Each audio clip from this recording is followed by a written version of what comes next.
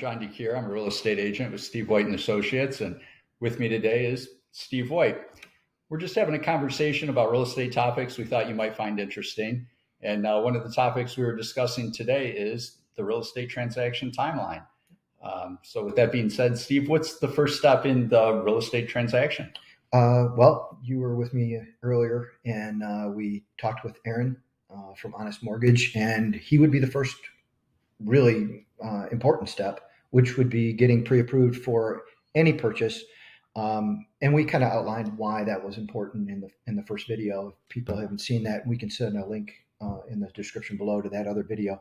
But that would be the most important thing as far as the entire transaction. My end of it would be a buyer consultation. I like to sit down with the buyers and try to get inside their head. What is it that they're looking for? What do they have to have in a home?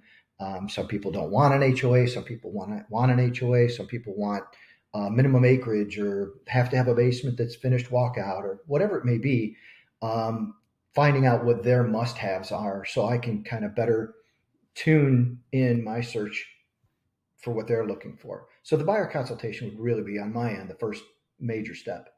All right. So it starts with the pre-approval process with the lender, which is where we talked to Aaron earlier.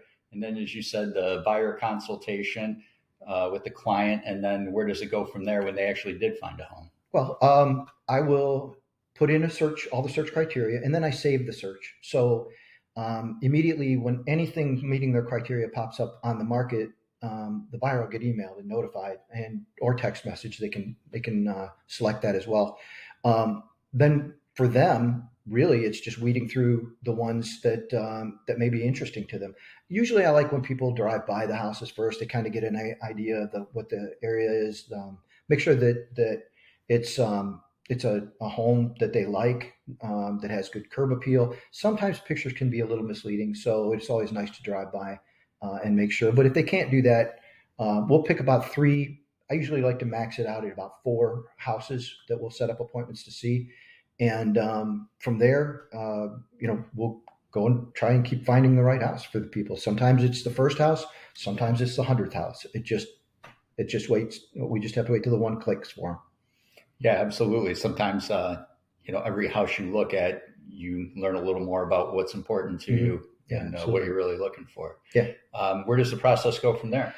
Once we identify the house that, hey, this is the right one, then my homework really starts. I will do a complete market analysis on the house. I'll call the listing agent to see if there are any other offers on it, because that will determine our strategy for writing the purchase agreement.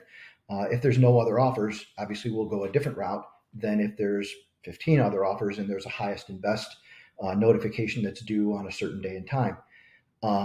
But once we kind of narrow down where we're going to go with our offer, then I sit down with the buyers and I'll say, look, this is what I think we should do. In order for you to get this house, I've done a market analysis on it. I know it's priced aggressively, fairly, or underpriced.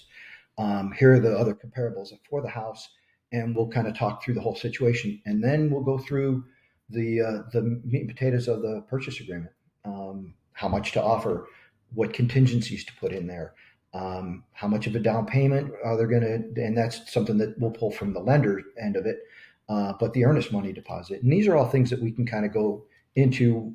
We can maybe do another video on breaking down the purchase agreement and all of the things that are in it, but we'll develop a strategy from there to submit an offer to the listing agent.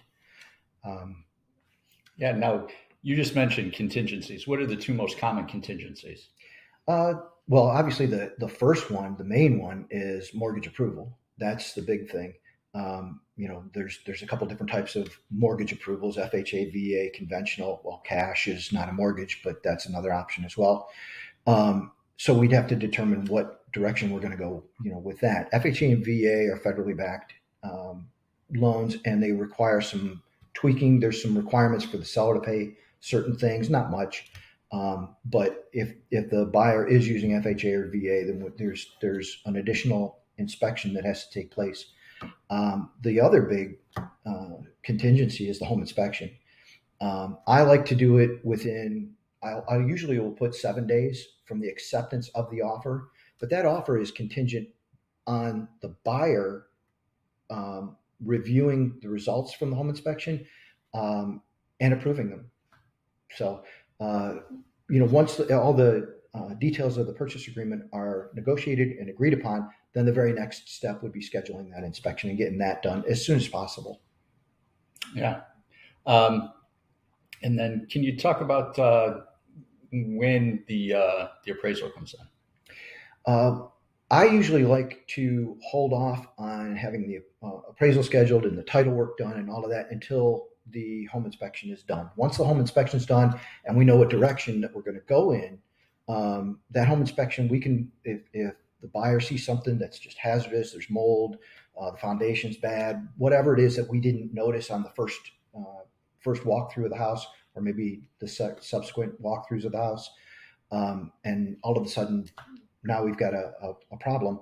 The buyer, it goes back to the buyer's court, and the buyer can either walk from the deal entirely, they can accept the house as is, or we can negotiate with the sellers. I generally don't like to use the inspection as a negotiation tool, but it does happen sometimes that's the buyer says, hey, I still want this house, but I didn't realize it needed a new roof.